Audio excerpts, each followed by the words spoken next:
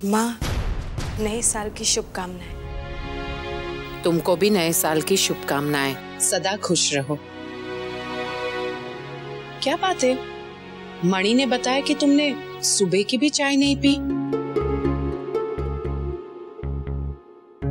हाँ माँ, मन नहीं हो रहा था और साथ ही सिर भी चकरा रहा था। अभी भी? चल तो डॉक्टर के पास चलते हैं। मैं डॉक्टर से अपॉइंटमेंट ले चुकी हूँ, मैं बस जाकर आती हूँ, आप चिंता मत करिए। ये लीजिए मम्मी जी। गोपी बाऊ, गोपी बाऊ।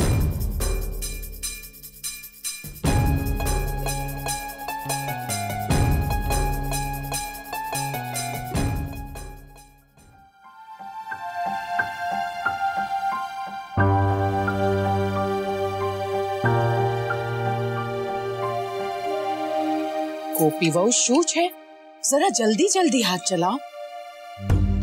दीपावली का घर है, हम लोग ही कछुए की तरह से नाश्ता करेंगे तो फिर मेहमानों का क्या होगा?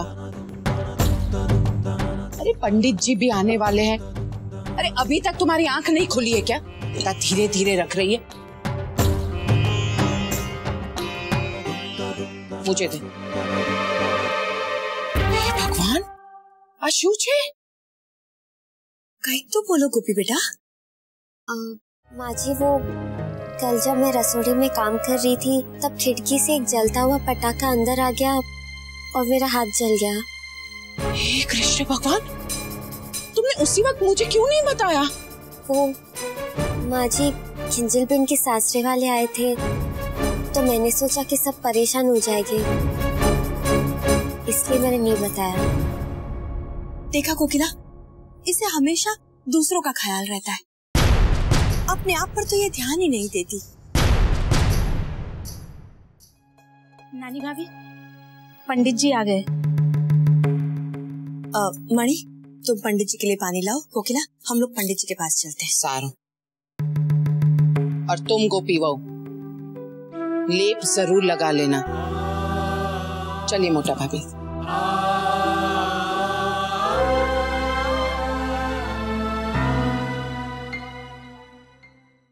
जय श्री कृष्ण पंडित जी। जय श्री कृष्ण। नए साल की हमारी तरफ से शुभकामनाएं। आपना पूरा परिवार ने नवा वर्षनी शुभकामनाओं। मणि, जाकर देखो कौन है दरवाजे पर। मैंने आपकी दिकरी की शादी के लिए एक बहुत ही शुभ मुहूर्त निकाला है।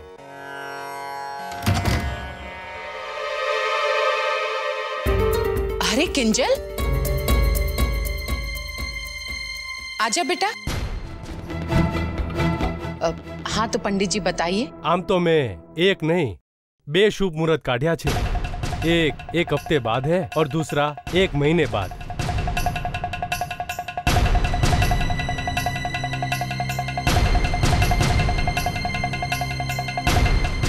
माँ, मेरे सिर में दर्द है, मैं जाकर कमरे में आराम करती हूँ।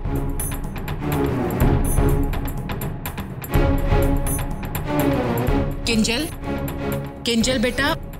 कोकिला, रेवा दे, उसी की शादी का मुहूर्त निकल रहा है ना, शर्म आ गई होगी। हाँ तो पंडित जी, मैं ये सोच रही हूँ कि 1 हफ्ते के बाद वाला मुहूर्त उससे बेहतर होगा कि 1 महीने बाद वाला मुहूर्त, क्योंकि शादी की ढेर सारी तैयारियां, उसके लिए भी तो समय चाहिए हमें। ठीक है।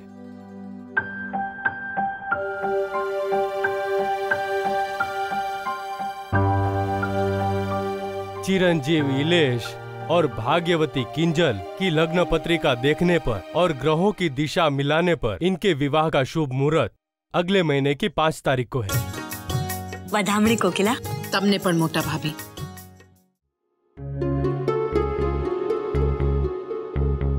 इस डॉक्टर की रिपोर्ट को कहीं छुपा कर रखना होगा, कम से कम तब तक के लिए, जब तक मैं सोच ना लूं कि मुझे क्या करना है। कहाँ छुपाऊं?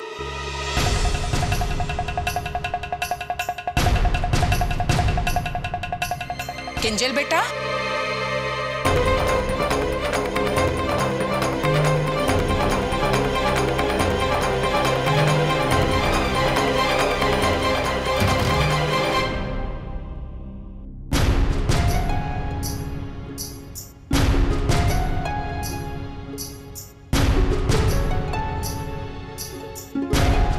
किंजल बेटा, क्या हुआ?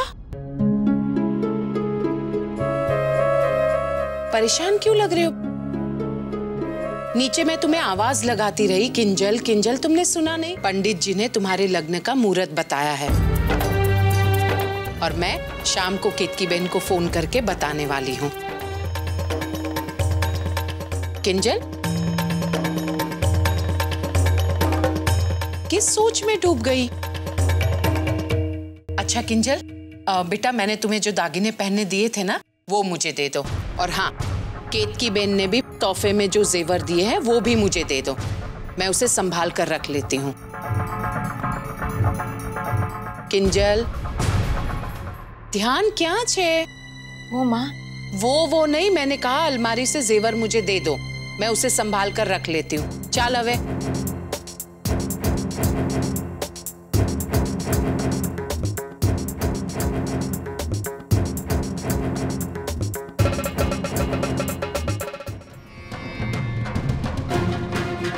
किंजल, जब शाम को मैं केतकी बहन को फोन करूंगी तो तुम मेरे पास ही रहना। चल अलमारी बंद कर दे। जाओ आराम कर लो। अच्छा रहेगा अगर वो रिपोर्ट मैं कहीं अलग रख दूं, कम से कम तब तक के लिए जब तक मैं माँ को सच बताने की हिम्मत ना जुटा लूं। कहाँ गई? यही तो रखी थी।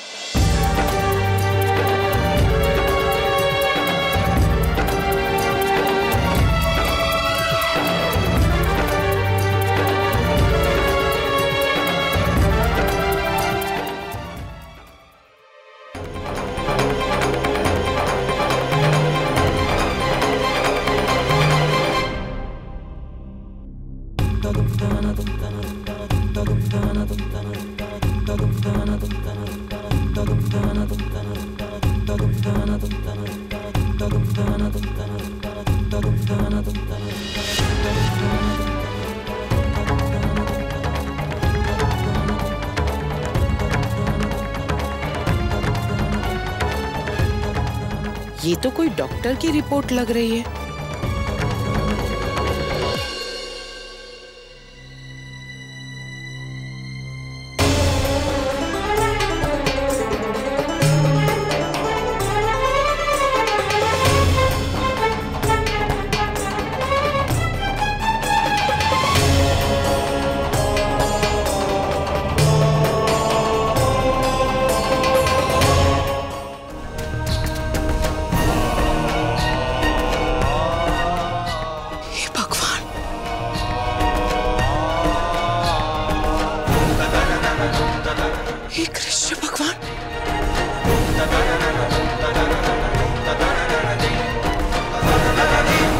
काकी जी,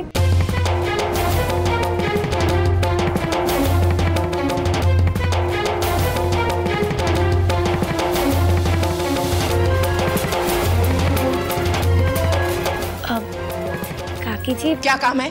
नहीं, मैं तो बस आपको वो केतकी आंटी का फोन आया था तो बस वही देने आई थी।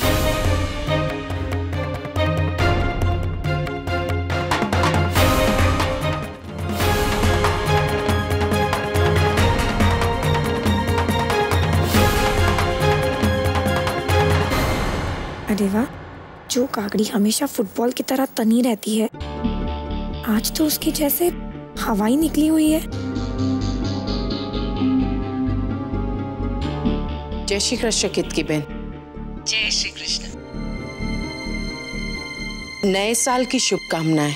आपको भी शुभकामनाएं। कैसे हैं आप सब? वैसे अभी अभी पंडित जी का फोन आया था, उन्होंने बताया कि उन्होंने आपको 2 शुभ मुहूर्त सुझाए हैं। आप लोग उस पर सोच विचार करके हमें जल्दी से सूचित कर दीजिए। आपको सूचित करती हूँ। जय श्री कृष्ण केतकी बहन। जय श्री कृष्ण। काकी जी, सब ठीक तो है ना? दूसरों की बात सुनने में तुम्हें बड़ा मजा आता है ना राशि? यहाँ क्या कर रही हो? अभी तक गई नहीं तुम? जी वो मैं जा ही रही थी। तो जाओ ना, खड़ी क्यों हो? जाओ। और सुनो, कौन लेकर जाएगा?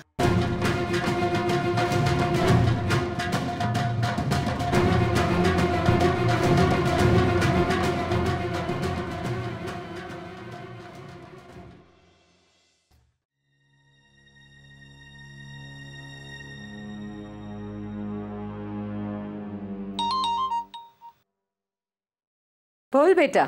मम्मी, अब आपको क्या बताऊं, यहाँ सब कुछ उथल पुथल हो रहा है। वो छोटी कागड़ी तो ये फरमा रही है कि उन्हें फूड पॉइजनिंग हुई है। हाय हाय, दीपावली पर कुछ ज्यादा ही पकवान खा लिए होंगे उसने। वो तो मुझे नहीं पता, लेकिन जब मैं कीर्ति आंटी का फोन लेके कागड़ी के कमरे में गई थी तो उसके चेहरे पे जैसे हवाइयाँ उड़ रही थी। हाँ? और वो तो पसीने से लथपथ भी हो रही थी, लेकिन फिर पता ही नहीं चला कि बात क्या है। बात कुछ नहीं है बेटा। कल दिवाली के दिन हमने उस पे जो घी तेल का बुखार चढ़ाया था, बस उसी में जल रही होगी। और वैसे भी पूरे परिवार के सामने कल जो उसके ऐसे पलस्तर झड़े हैं, तो ठीक होने में वक्त तो लगेगा। हाँ, हो सकता है। अब चलिए, मैं फोन रखती हूँ। जय श्री कृष्ण। जय श्री कृष्ण।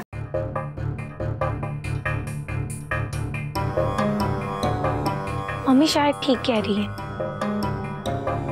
कल की बेइज्जती का बुखार अब तक शायद उस कागड़ी के सिर से उतरा नहीं है।